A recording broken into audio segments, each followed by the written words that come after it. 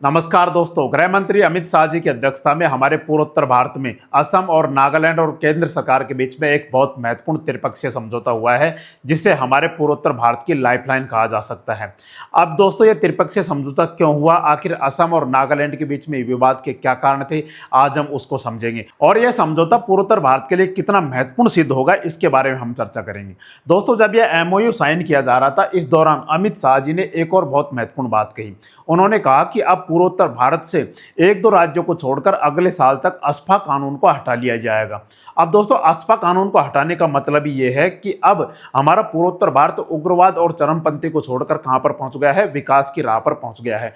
अब वहां पर उग्रवाद और चरमपंथ लगभग बिल्कुल समाप्त होता जा रहा है, जिसकी वजह से क्या किया जाएगा, अस्पा कानून को हटा लिया जाएगा। यह अपने आप में काफी महत्वपूर्ण है पूर्वोत्तर भारत के लिए, हमारे देश के लिए और साथ ही सेना के लिए। तो हम अस्पा कानून के बारे में बात करेंगे कि आखिर ये क्यों लगाया गया था और यह अस्पा कानून क्या है, इसको भी हम समझेंगे। सबसे पहले हम चर्चा करते हैं आखिर ये एमओयू जो साइन किया गया है असम, नागालैंड और केंद्र सरकार के बीच में, इनमें जो भाग लेने वाले थे अमित शाह जी की अध्यक्षता में हमारे केंद्रीय पेट्रोलियम और प्राकृतिक गैस मंत्री हरदीप सिंह पुरी और साथ ही नागालैंड के मुख्यमंत्री निफियू रियो और आसाम के चीफ मिनिस्टर हेमंत बिस्वा शर्मा जी, इन्होंने इसमें भाग लिया था। इस दौरान अमित शाह जी ने कहा था कि यह समझौता प्रधानमंत्री मोदी जी का जो विजन था, मोदी जी के ऊर्जा संबंधी विजन को साकार करने के लिए दोनों राज्यों ने विवाद त्याग दिए हैं। इन्होंने कहा कि राष्ट्र सबसे पहले है, ऐसा नहीं है कि दोनों राज्य आपस में लड़ते रहे, जिसकी वजह से हमारी गैस और पेट्रोलियम की जो जरूरत है, साथ ही और भी जो भी जरूरत है वो पूरी ही नहीं हो सके। तो राष्ट्र पहले है, उसके बाद राज्य आते हैं, चाहे नागालैंड हो, चाहे असम हो, चाहे मणिपुर हो, चाहे कोई सा भी राज्य हो, वो राज्य बाद में आते हैं, जबकि राष्ट्र सबसे पहले है। अब दोस्तों, यह जो एमओयू साइन किया गया है असम और नागालैंड के बीच में, आखिर विवाद क्या था उसको हम समझेंगे। दोस्तों, काफी लंबे समय से असम और नागालैंड की सीमा पर, असम और नागालैंड की सीमा पर क्या था, यहाँ पर कच्चे तेल और प्राकृतिक गैस के भंडार पाए जाते हैं, लेकिन 3 दशकों से भी ज्यादा समय से यहाँ पर क्या है, काफी कम मात्रा में प्राकृतिक गैस और कच्चा तेल निकाला जा रहा है। अब दोस्तों, उसकी मुख्य वजह यह थी कि दोनों के ये बॉर्डर पे होने के कारण, नागालैंड और आसाम के बॉर्डर पे होने के कारण दोनों राज्यों में यह विवाद चलता रहा है, जिसकी वजह से इसमें ज्यादा उत्खनन हम कर ही नहीं पाए। अब दोस्तों, अब हमारी ऊर्जा की जरूरतें हैं, पेट्रोलियम की हमें जरूरत है, क्योंकि मिडिल ईस्ट में तनाव को देखते हुए, ईरान, इजराइल और अमेरिका युद्ध को देखते हुए हमारी जरूरतों को लगातार पूरा किया जाना हमारे लिए बहुत जरूरी है। अभी दोस्तों, एक और खबर सामने आई थी कि अंडमान निकोबार में भी कच्चे तेल और प्राकृतिक गैस के भंडार पाए गए हैं, जिसकी वजह से अब क्या है, हमारी जरूरतें लगभग हमारे देश से अगर पूरी हो जाती है तो हमें किसी और देश से खरीदने की जरूरत ही नहीं पड़े। आखिर कम भी मात्रा में होती है तो काफी अधिक मात्रा में उत्पादन करके हमारी जरूरतों को पूरा किया जा सके। अब दोस्तों, असम और नागालैंड के बीच में जो काफी लंबे समय से विवाद चल रहा था, अब उसको समाप्त कर दिया गया है, जिसकी वजह से काफी अधिक मात्रा में अब यहां से क्या निकाला जा सकेगा, कच्चा तेल और प्राकृतिक गैस निकाली जा सकेगी। अब दोस्तों, हम देख सकते हैं, इन्होंने कहा कि आज पूरा पूर्वोत्तर भारत देश के विकास के लिए एक साथ आगे बढ़ रहा है। प्रधानमंत्री नरेंद्र मोदी ने समृद्ध और विवाद मुक्त पूर्वोत्तर का जो सपना देखा था, यह समझौता उस दिशा में एक बहुत बड़ा कदम है।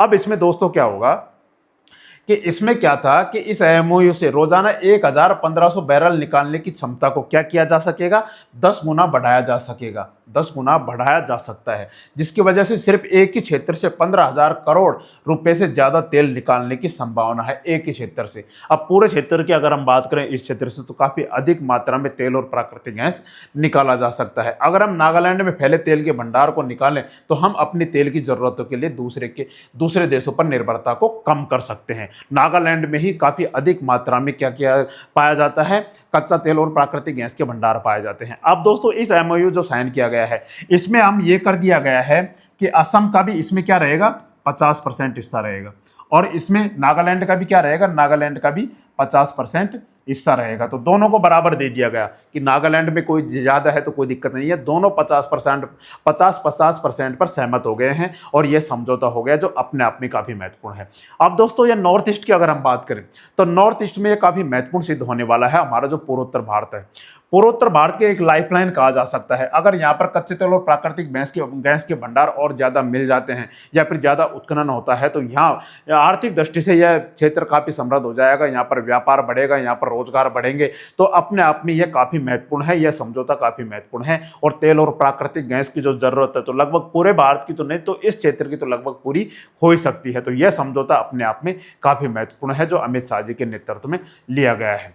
अब दोस्तों हम आगे समझते हैं कि पूर्वोत्तर भारत की दोस्तों पिछले समय से अगर हम बात करें, तो हमारा देश में पूर्वोत्तर भारत के ऊपर काफ़ी ध्यान दिया जा रहा है।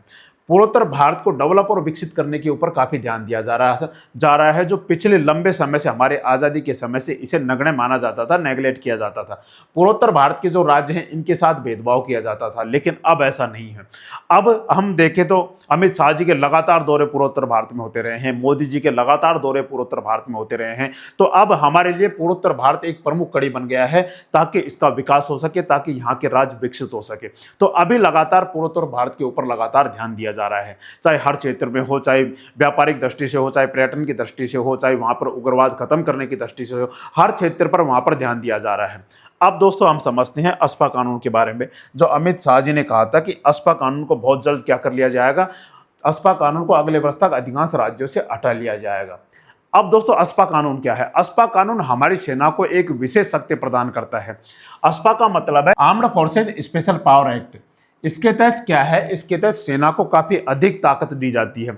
यह किस क्षेत्र पर लगाया जाता है? जहां पर उग्रवाद काफी चरम पर हो, जैसे मणिपुर में काफी लंबे समय से, असम में जैसे अलग राज्य की मांग उठ रही थी, असम और आसपास के क्षेत्रों में वहां पर काफी दिक्कतें पैदा हुई। मिजोरम, नागालैंड, अरुणाचल प्रदेश में के भी कुछ क्षेत्रों में अस्पा कानून लगाया गया था। तो पूर्वोत्तर भारत के लगभग सभी राज्यों पर अस्पा कानून जगह जगह पर लगाया गया था, जो सेना को विशेष ताकत प्रदान करता है, जिसकी वजह से सेना वहां पर अपना कंट्रोल रखती है। अब अस्पा कानून के तहत क्या है दोस्तों, अस्पा का मतलब हमने आपको बता दिया, यह सेना की विशेष शक्तियां देने वाला कानून है। इस कानून को भारत सरकार ने 1958 में बनाया था। जो अस्पा कानून है उसे 1958 में बनाया था, जो अशांत क्षेत्र में सेना को अतिरिक्त शक्तियां देता है। इस देश में सबसे पहले नागालैंड में लागू किया गया था, हमारे देश में, क्योंकि नागालैंड में उस समय चरमपंथ काफी अधिक मात्रा में था, जिसको समाप्त करने के लिए सेना को काफी पावर दी गई, ताकि वहां पर चरमपंथ को समाप्त किया जा सके, उग्रवाद को समाप्त किया जा सके। फिर धीरे धीरे जैसे बढ़ता गया, आसाम में इसे लागू किया गया, मणिपुर में लागू किया गया, मेघालय में इसे लागू किया गया, मिजोरम, त्रिपुरा में लागू किया गया, नागालैंड में लागू किया गया, अरुणाचल प्रदेश जैसे राज्यों में भी लागू कर दिया गया। अरुणाचल प्रदेश में पूरी तरीके से लागू नहीं है, लेकिन अब इसमें क्या हुआ, 2018 में इसमें छूट भी दी गई थी, लेकिन विद्रोहियों की मौजूदगी की वजह से इसे फिर से लागू किया जाता रहा है। अब अमित शाह जी का कहना है कि आने वाले अगले साल तक क्या किया जाएगा, एक दो राज्यों को छोड़कर अधिकांश क्षेत्रों से क्या कर लिया जाएगा, अस्पा कानून को हटा लिया जाएगा, जिससे वहां पर सेना भी वहां पर कम कर ली जाएगी और आम जनजीवन सुचारू रूप से चल सकेगा। अब दोस्तों अस्पा कानून हटाने का मतलब यह है कि अब पूर्वोत्तर राज्य अपने विकास की राह देख रहे हैं। उन्होंने उग्रवाद का सहारा लेना छोड़ दिया है, चरमपंथ का सहारा लेना छोड़ दिया है। अब पूर्वोत्तर भारत में शांति स्थापित हो रही है, जो अपने आप में काफी महत्वपूर्ण है। बाकी दोस्तों आपको क्या लगता है अस्पा कानून के बारे में, और साथ ही इस समझौते के बारे में, जो त्रिपक्षीय समझौता हुआ है उसके बारे में आपकी क्या राय है? आप एक बार कमेंट करके जरूर बताएं, और हमारी जानकारी आपको अच्छी लगी हो तो हमारे चैनल को लाइक एवं सब्सक्राइब जरूर करें। जय हिंद, जय भारत।